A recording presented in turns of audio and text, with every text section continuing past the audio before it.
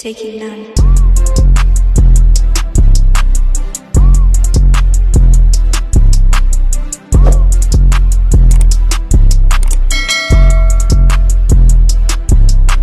Hey guys, what's up? Today we're going to be previewing the Saints versus Falcons game. This is round 2. This one's at ATL. It's going to be very interesting. The first time we played the Falcons, we didn't know who was going to be the quarterback. Then news broke on that Friday that Taysom would be.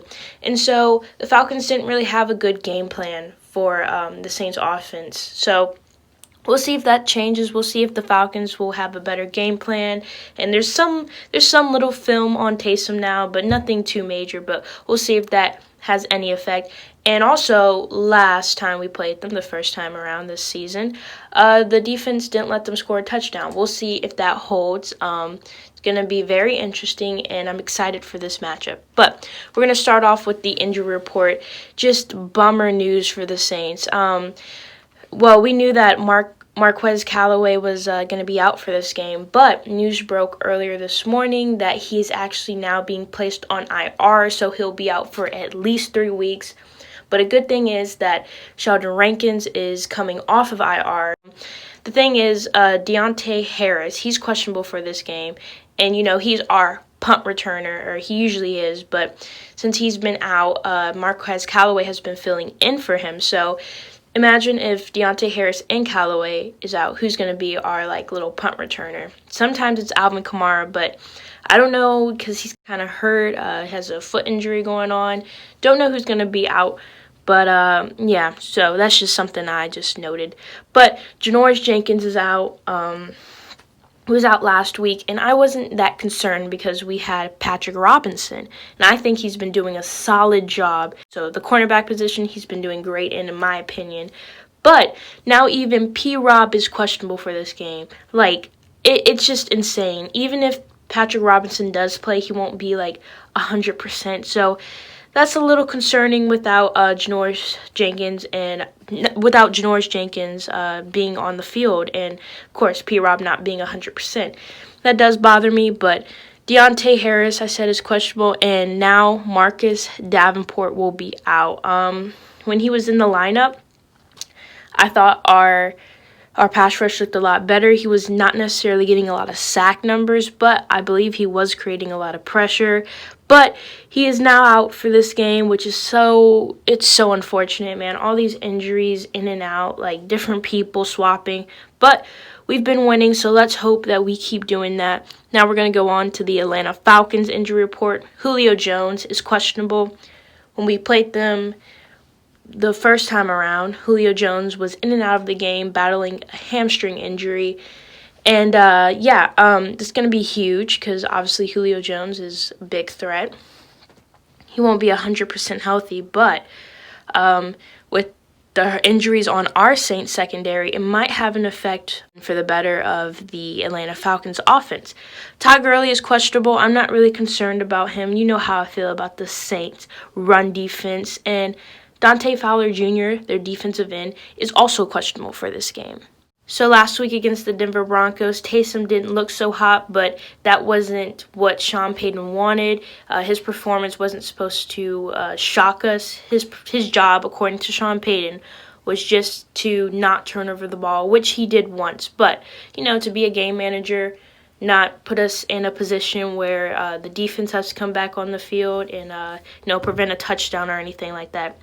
So apparently, to Sean Payton, he did exactly what he needed him to do.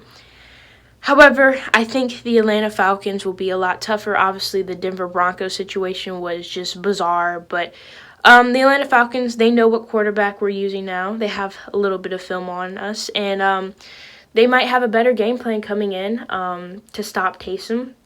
Obviously, he has a lot of weaknesses, and it shows, so one of them is, holding the ball too long. He got sacked maybe 3 times last game, and against the Falcons, I forgot, maybe 3 as well. But even if it doesn't record as a sack, he still holds the ball a little bit too long. Identifying wide open people is a problem with him. There's been times where people are wide open, but for whatever reason, just, holds the ball.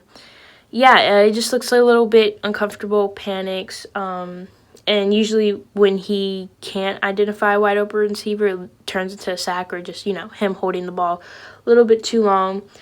I think the Michael Thomas interception last week to him, the DB was in pretty good coverage, but Taysom threw it anyways. And I remember last week he also threw to Jared Cook while in double coverage. So I know Jared Cook is usually with Drew Brees, the 50-50 balls, but Drew doesn't really do that in double coverage, or it's a better read or look. But yeah, Taysom has to read the defenses. His accuracy was a little bit off last game, but again, that wasn't the point. But I thought in the Falcons game, his short to intermediate passes were on target, just looked great. But, the deep ball, which he didn't throw last week. But the Atlanta Falcons game, that was a little shaky. All those 2 deep balls to Emmanuel Sanders, that didn't look so hot or great. So, that's going to have to be a thing with Taysom. And, of course, the Atlanta Falcons game, he fumbled. Ball security is a must. If he does take off with his feet, ball security. So, it's going to be very interesting. I think Michael Thomas will still be his favorite receiver. He was for both of these last 2 games. I think that will be a continuing trend. Alvin Kamara, I don't necessarily know if he'll have the biggest game day again. Taysom doesn't really throw to him in the receiving game. He'll actually throw to Latavius Murray before. I think Latavius Murray will actually probably have a better game than Alvin Kamara with the whole resting thing. Alvin Kamara with his foot. With the Saints defense, I'm not really expecting them to not give up a touchdown. I know it's pretty cool to say we haven't given up a touchdown. I forgot how many games, but 3 or whatever. I think it's pretty cool, but obviously it's going to happen eventually. It's a streak that will be broken. So, all I just want for the defense is just to be good enough and be elite. I do want to see how dominant they've been, but obviously giving up a touchdown happens. It will happen by the end of the season. It's inevitable, but do want to see the dominance I did see. The secondary is going to be a little bit trippy, with the whole, Patrick Robinson might being in the game and Janoris Jenkins out. That's a little rough, but I just want to see, kind of the same pattern and trend we've been going upon. But with Julio Jones being questionable, with their running back Todd Gurley being questionable, that just leads to Ridley, Russell Gage, and Hayden Hurst as their offensive weapons in the receiving game. And I believe they'll probably turn to Hill. I think that's their second running back. So to make up for the injuries on the Saints secondary, I need this pass rush to be amazing like we had last time. 8 sacks. Cam Jordan had 3 of those. Need Cam to show up again. We got to get pressure on Matt Ryan, Trey Hendrickson, David Onyemata. We got to show up and make Matt Ryan uncomfortable. I believe we can do it. That would take off a lot of pressure on the Saints secondary. I'm excited to see Quan Alexander again. I'm excited to see Demario Davis both on the field. Our great linebackers. They're so electric. I love seeing them play. Also, C.J. Gardner-Johnson. I love seeing that dude ball out.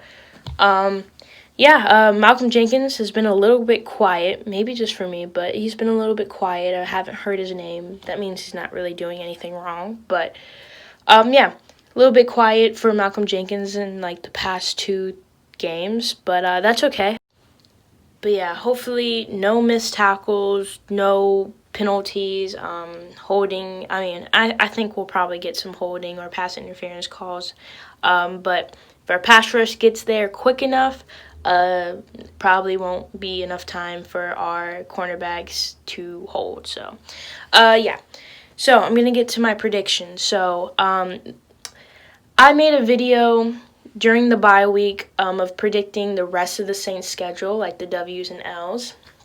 I did it with my good friend Deshaun, and I predicted that the Saints would lose to only 2 more teams throughout this entire season, which would be the Tampa Bay Buccaneers and the Atlanta Falcons. However, I switched the Tampa Bay Buccaneers because after I heard that they signed Antonio Brown, I was like, there's no way the Saints are losing. It made me mad. So I was like, we're not losing to the Tampa Bay Buccaneers.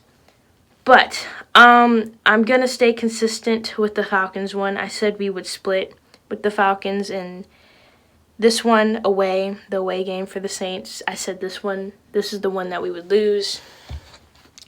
I'm not saying that because we have Taysom. If Drew were in, I would still be, the same. I wasn't even expecting Taysom to be in. Thought Drew Brees would be, healthy, and this whole thing would have never happened, but it did.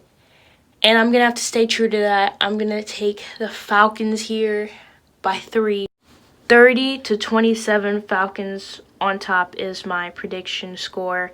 Of course, I think the Saints can win. I would hope I'm wrong, but I made that video months and months ago, and I gave a lot of thought.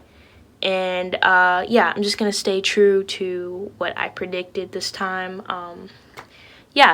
Taysom, I think, again, he'll show the patterns of how he did in the first game, but ultimately it won't be enough.